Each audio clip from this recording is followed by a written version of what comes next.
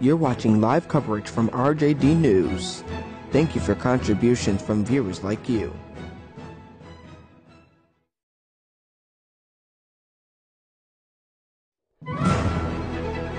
An 8-year-old Guatemalan boy, apprehended by U.S. Customs and Border Protection, died in custody early Christmas morning. The Border Patrol said the child showed symptoms of a possible illness on Christmas Eve and was moved to a hospital in New Mexico. Doctors found a fever and said the child had a common cold. Overseas, the search for victims continues in Indonesia. A tsunami Saturday night killed at least 373 people. 128 others are missing. More than 1,400 were hurt.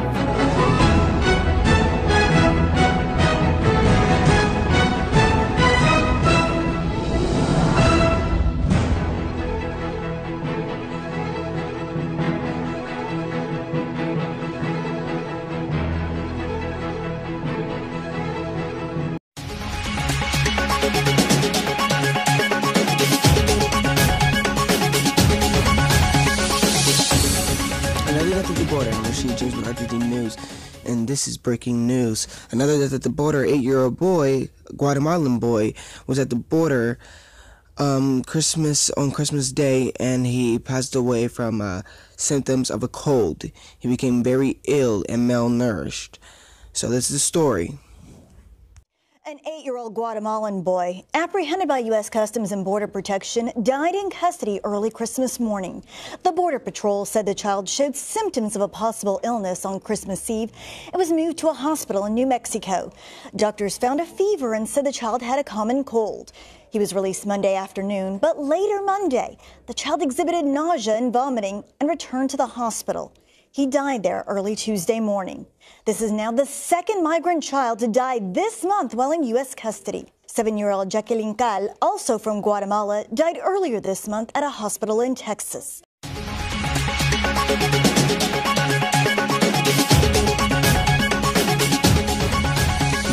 news right now. Indonesia is in a terrible state after a tsunami hit them on Saturday night. It is terrifying there, and we have a story for you guys to hear about the damages that have been taking a toll on the entire country. Overseas, the search for victims continues in Indonesia. A tsunami Saturday night killed at least 373 people. 128 others are missing. More than 1,400 were hurt. Barry Peterson reports members of a popular band were among the victims. The band 17 had been together almost 20 years. Then the ocean roared in and death came without warning. Lead singer Ifan said he was sucked out to sea, found a floating box, and got back to shore. But the rest of his band and members of the crew all killed. Across this region, there were many tears for the dead and frantic searches for survivors. Like 5-year-old Ali, who had been trapped in a car. Indonesian officials blame this volcano near the infamous Krakatoa that has been erupting for months. A landslide may have triggered the tsunami, but alert systems only work after an earthquake. And worse, the system has been shut down since 2012 because of technical problems and vandalism. Those who found safety, many of them poor, are now homeless. And others could still be alive, says Red Cross worker Kathy Mueller.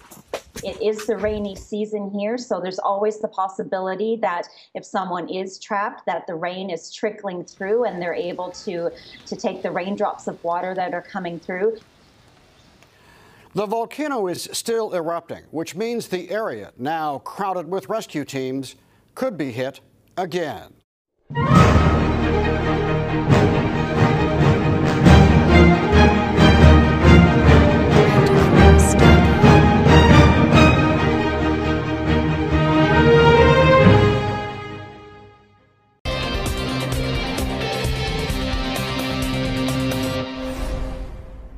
There is a new tragic face of the cruelty at our southern border. This is Jacqueline Ame Rosemary Cal Maquin, 7 years old, from Guatemala. She died from dehydration and shock after crossing the southern border and being taken into federal custody.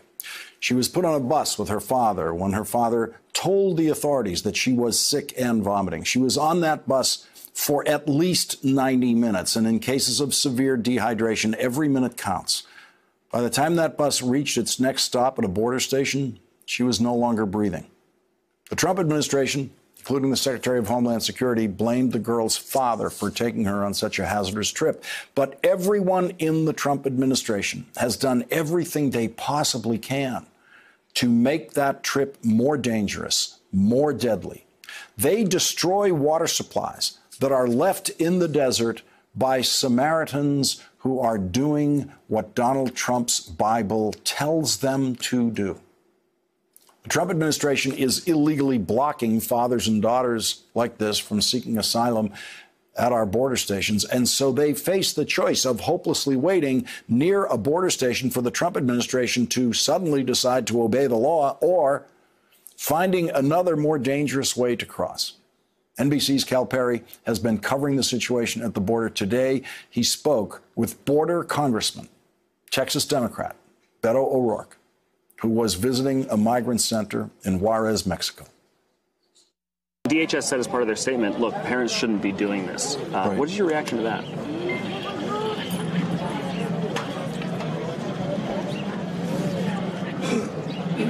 You do not travel 2,000 miles with your 7-year-old child for kicks, to take advantage of another country. You do it because you're desperate.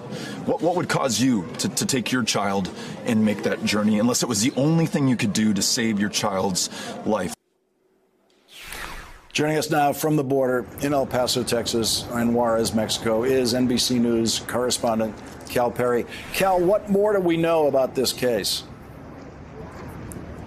Lawrence, we know that she died the morning after being in custody. She was being transported on a bus across New Mexico when she was taken very ill, 105-degree temperature, to the hospital. What is unclear is what officials knew and when they knew it. She died, and 3 days later we heard from the commissioner of CBP testifying on Capitol Hill. Hanging over this story, Lawrence, is an administration that has not been honest about what is happening down here at the border. The bridge behind me, up until 2 months ago, as a migrant, you could come to this bridge, you could present yourself to Customs and Border Patrol, and your asylum request would be processed. But 2 months ago, the Trump administration cut a backroom deal with the Mexican government, one that is of questionable legality. That deal was to keep migrants in Juarez at a center, Casa de Migrantes in Juarez, the center that we gained access to today. And what you see at this center are children with their moms and their dads with numbers written on their arms. Now, the U.S. government told Mexican authorities to assign numbers to these individuals. Local groups in Juarez, they made the decision, Lawrence, to write these numbers on their arms. This is called metering.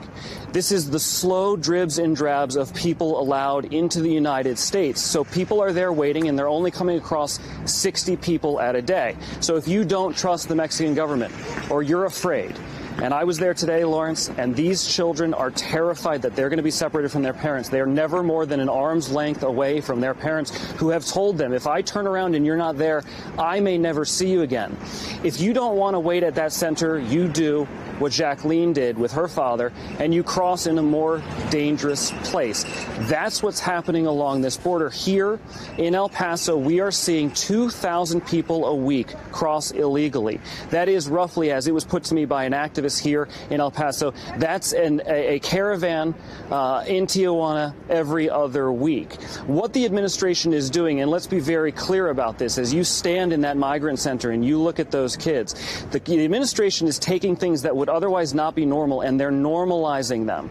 So children in Tornillo, at a tent city, separated from society, talking to their lawyers only 20 minutes a week, has become normal. Babies with numbers on their arms in a center in Juarez has become normal. The message that runs consistently through all of this, as we show these pictures around the world, is that America is closed, Lawrence. Cal Perry, thank you for your invaluable reporting again tonight from the border. Really appreciate it. Thank you, Cal. All right, welcome back. Now we're going to go check out my New Year's celebrations commercial. Here it is for you to enjoy.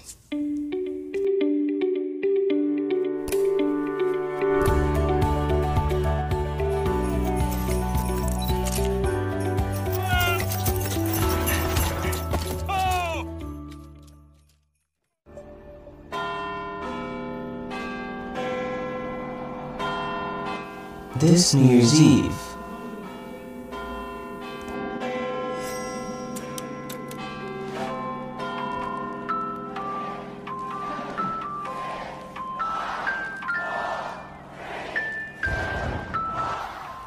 We're going live with special guests like Theresa May of the United Kingdom of England, Angela Merkel of the Federal Republic of Germany, Emmanuel Macron of the French Republic, Vladimir Putin of the Russian Federation, Xi Jinping of the Socialist Republic of China, Donald Trump of the United States of America, Shinzo Abe of Japan, Nicola Sturgeon of Scotland, Dick Clark and Ryan Seacrest, and many more. Join us for the countdown to the New Year's celebration next Monday at 11 p.m. Eastern Time.